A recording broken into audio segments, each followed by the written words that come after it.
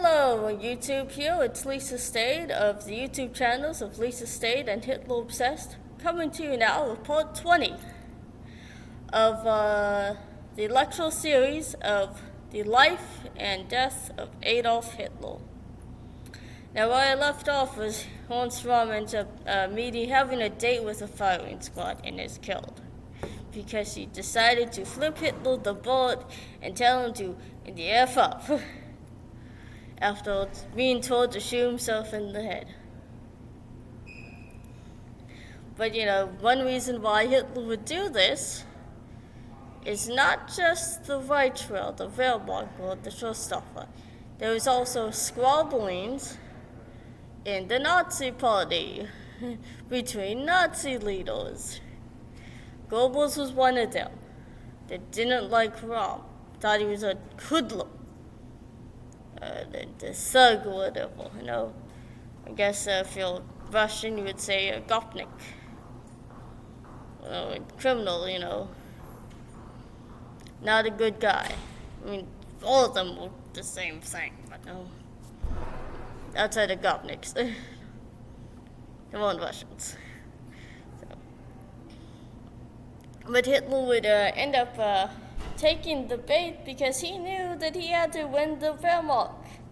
And therefore, his friend, his comrade, must die because Hitler is of that toxic personality type I mentioned.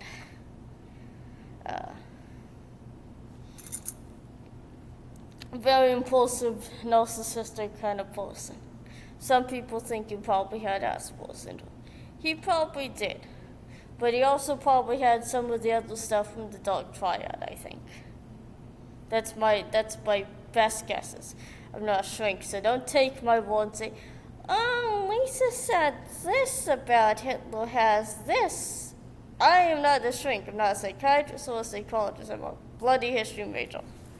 But that's just my opinion. My only random guess. But so Hitler would win the Reichswehr war and have even the Reichswehr and everyone swear loyalty to him. So what is called the Oath of the Fuhrer. And in Nazi Germany, you had to take that and you died by it. You lived and died by it.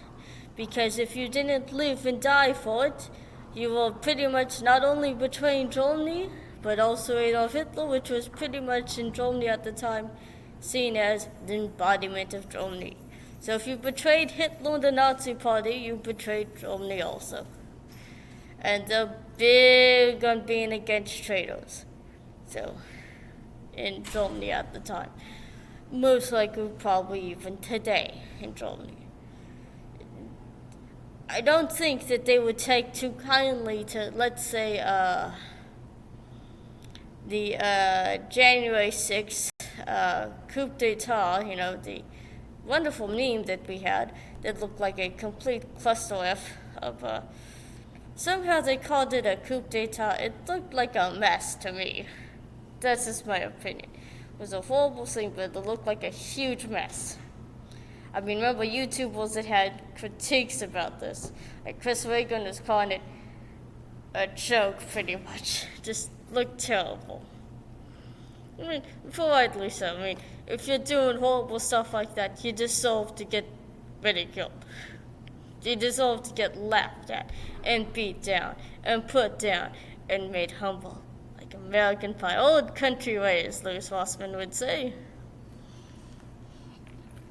But, so Adolf Hitler would have everyone swear to him, the loyalty. And yes, he would make it mandatory that all German youth, women and boys, had to join either for the boys, the Hitler Youth, the Hitler Jugend, or the women were the BDM,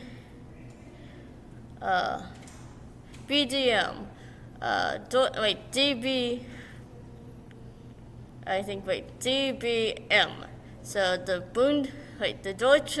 Deutschlander Modell, which was, if I'm even pronouncing that correctly, not butchering every word in German, was the League of German Girls.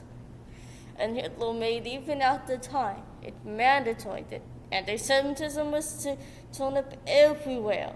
There would be billboards of what was called Der Strom, which was a very anti-Semitic newspaper by one of the Nazi leaders, who was notorious for being pretty much the Epstein of the NSDAP. Let's just say that. Not the best guy. I don't know why Hitler had one of them. I mean, guess he just liked the party memberships and didn't matter. No background checks needed. But he would make sure that this poster for his little leader there would have billboards just plastered of this thing. And people thought it was offensive because the majority of it was porno. And YouTube would not like me for just saying that. But, yet again, Hitler wanted to keep the party leaders happy so that they would be loyal, but he also put them against each other still, while he sat back and watched, pretty much sibling rivalry of girls gone wild or whatever, sibling rivalry and complete chaos for who was competing for his loyalty, and who was competing for Hitler's favor and Hitler's liking and appeasement of the guy.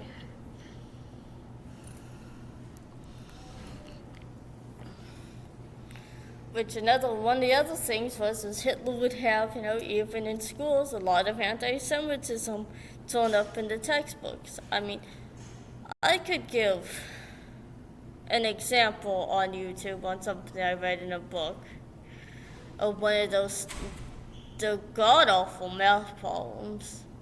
Nothing against mathematics, I just had math word problem was god-awful and anti-Semitic. If you can't stomach that, I can tell you don't want to just do the math itself. But that's how bad this stuff went everywhere.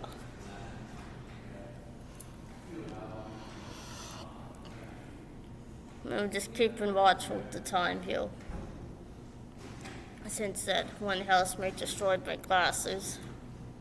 She tried to blame me for that too, but go figure, just like those toxic personalities of Hitler. Just a bit of a tangent there. You know, let's see. Okay. But yet again, Hitler would have, also other little things. They would try to set up festivals for German folk or whatever, He would use May Day, which is an offshoot from the communists, May 4th there, to, I guess, support the peasants or whatever. And each year he would have the around September or whatever, so around this time, this month, or I guess, around this time I think, I'd have the annual yearly Nuremberg Nazi rallies that lasted for a week, and this is what Triumph of the Will is. A little bit of a side story here. I did try once uploading that full thing to YouTube. I know it's free and not covered by copyright laws anymore, so the DMCA shouldn't have copyright struck me. Can understand YouTube finding a hate speech policy. I understand where I'm getting from on that, Chen Wizinski. I just find the copyright claim weird, so I don't know who owns that, why you would want to own that. But I'm guessing enjoy your royalties from what appears to be a Nazi propaganda film. Oh, look, students.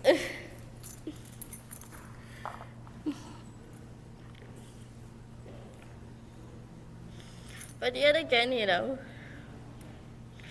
Hitler would have, the Nazi rallies, big famous, little gatherings, marches and singing. That's pretty much what a lot of the Triumph of the Will is, and speeches. And in Hitler's day, that would have been seen as top cutting edge and was very persuasive. I'm guessing if that's all you were seeing in the Third Reich, it would be very persuasive.